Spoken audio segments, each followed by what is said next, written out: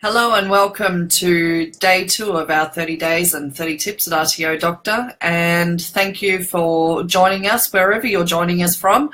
I've heard in our feedback that we have a lot of people who view our Facebook Live video after the event via YouTube, or actually going onto the Facebook page for RTO Doctor and watching it after the video has ended. So welcome to you too, and thank you for following us. Today's topic is on due diligence, and while I have spoken a little bit about due diligence in the past, and anybody who knows me knows that I talk on and on and on about it, I just wanted to ask you to think about some things without trivializing too much the importance of today's topic. So what I'd like to ask you to think about while we wait for some people to join us is, when you asked your friends or colleagues about the last restaurant you went to, what did you ask them? Last time you were planning a holiday, did you seek feedback from anybody? Ask them where's a good place to go, what's the best hotel to stay at, who's the best airline to fly with? Perhaps you went and saw a movie recently. Where was the best place to go? Where was the best cinema? What's a great movie to watch? Perhaps you did a course recently, whether that be a nationally recognised course or whether it be a non-accredited course. You may have asked around, oh, I'm interested in learning this. Where would you go to learn about this? Perhaps it was a medical issue. Perhaps you had to go and see a doctor or a dentist or a specialist, or perhaps even a hospital. We often ask for advice for seemingly innocuous things, but surprisingly, what we find is that when it comes to establishing, running and operating, or even fixing an RTO, there are so many people who do not do their due diligence.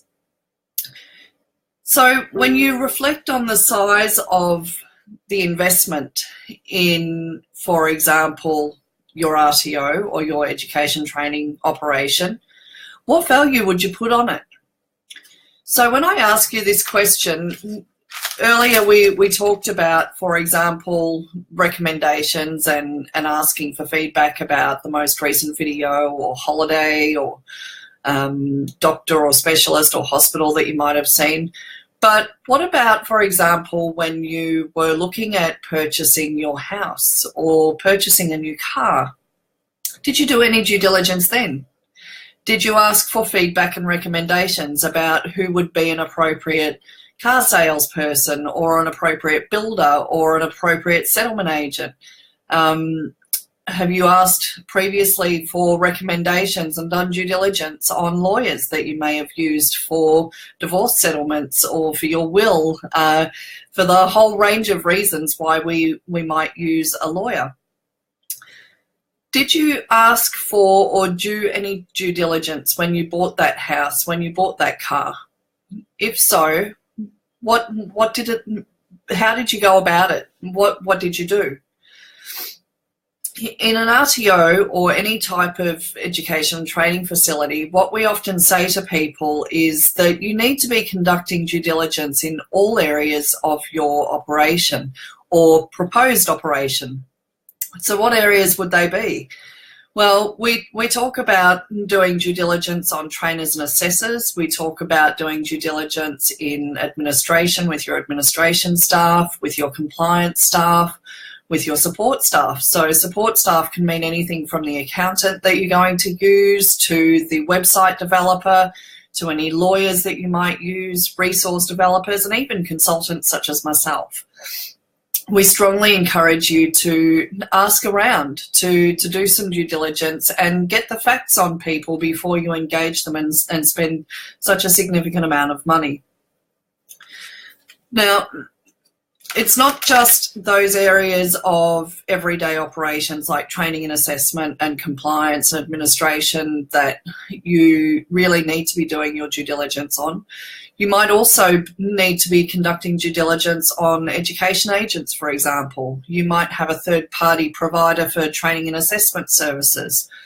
You might also have a company that you've engaged to do some marketing and recruitment on your behalf.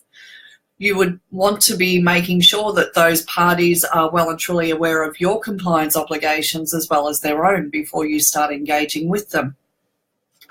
So when we talk about due diligence, what do we actually mean? How might we go about that? So some of the most basic ways that you can go about your due diligence is to have a look at the website and the marketing materials that the person or the company provides. Do they look like they've been done by a 2-year-old? Are they full of spelling and grammar mistakes? Do they look professional? Do they make reference to testimonials from well-regarded clients, not your $2 RTO down the road where you can get an overnight diploma in leadership and management, or a 2-week Cert 3 in children's services, for example. Does it include professional recognition, and are they members of some of the more leading organisations in the vocational education training sector or the international education sector? So, for example, are they members of ACPET? Are they members of VALG, who is often recognised as a leading provider or membership body?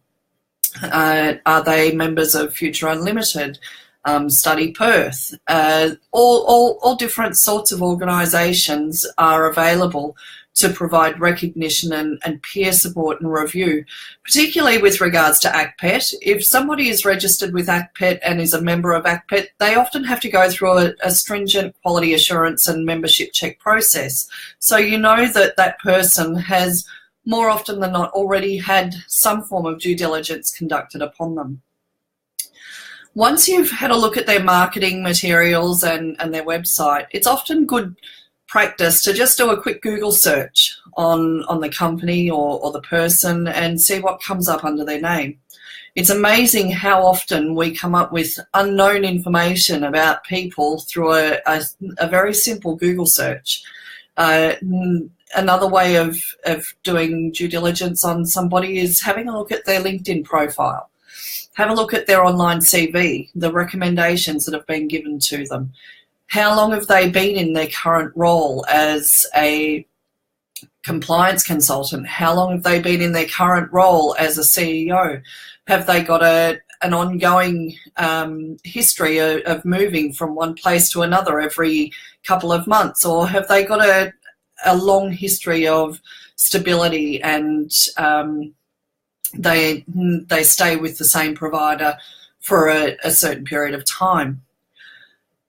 Ask your friends and colleagues. As we mentioned earlier, when you go for a holiday or you're looking for a hospital or a specialist or a movie or even to renovate your kitchen, you ask your friends and colleagues, who do you know? What did you use previously? Did they do a good job? And obviously, you should only be asking people whose values you obviously value, because there's no point in asking a provider who you know has not had the best or most ethical conduct. They've not been the most compliant provider. They've had their name on the ASQA register, for example, previously, and you know that they're not really the most reliable source of feedback.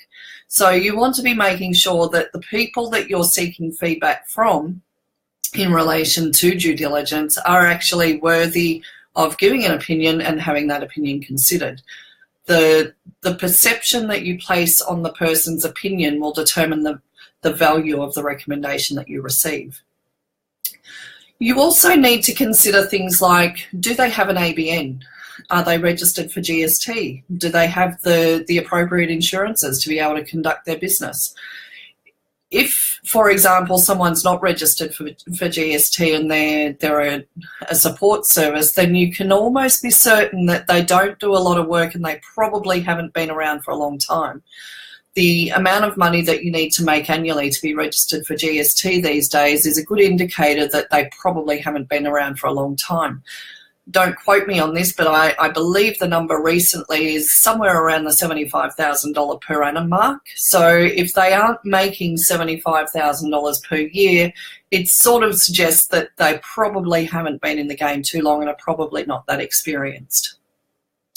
You want to make sure that any results are verifiable. So if you, for example, conduct some research and you want to question further whether or not the qualifications and experience of that person or that company are what they say they are, then you need to be able to confirm or verify that those results are actually true and correct. So you may need to contact the issuer of the qualification or the course that they're claiming to have completed. You might want to contact some of the people who are on their testimonials page on their website. It's really important that you verify any information that you are given. And the reason for that is we often find, not just with our clients, but also with, excuse me, we also find with some of our own contractors and staff that people are more than prepared to put down on paper information that's not entirely true or falsify their experience and their qualifications and experience because they need a job. And it's really important, particularly in today's market for the vocational education, training and international education sector. There's a huge amount of unemployment, a very high number of unemployed people in the sector due to significant RTO closures, provider collapses, and suddenly what we're finding is more and more people who used to be trainers or training managers or compliance coordinators and the like are taking up roles as compliance consultants or resource developers or yep, sure, we can do an initial RTO for you for $20,000 for 4 qualifications, not a problem. The problem becomes then that you are not necessarily getting the quality and commitment that you need to be able to complete the project that you've undertaken with them. So why is all of this important? Just to summarise, the regulator, whether that be ASQA, TAC or the VRQA, undertakes significant due diligence when you're either establishing an RTO or you're submitting an application. They also do significant due diligence throughout your registration period. And they also do due diligence on you as a provider at any stage of your registration journey, in all honesty. That goes for financial viability, it goes for partnership delivery. They're aware of who is training where and who has compliant practice, who has been a poor provider of training and assessment or support services with another client that they've just recently deregistered. They're aware of complaints and appeals. They're aware of so much information. They've actually got a little naughty list, which was confirmed recently through an ASQA audit that we're aware of. So if they've got a naughty list and they're undertaking significant due diligence at any time during your RTO's registration, including prior to registration, don't you think it would be a great opportunity for you to be doing the same? I think so. So there you have it for today's tip, day 2, 30 days, 30 tips on due diligence. I hope that today's information has been helpful for you. If for any concerns or clarifications you would like to speak further, please don't hesitate to contact us via the website, rtodoctor.com.au.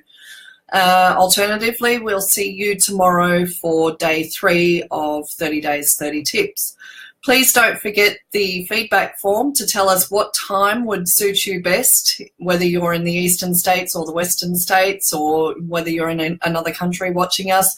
If you would like to participate live, what time would be more suitable for you so that we can get the timing right? And also for topics, we've also got a question in there for suggested topics that would be more meaningful and interesting for you as providers. Thank you very much for following, and I look forward to seeing you again tomorrow. Bye for now.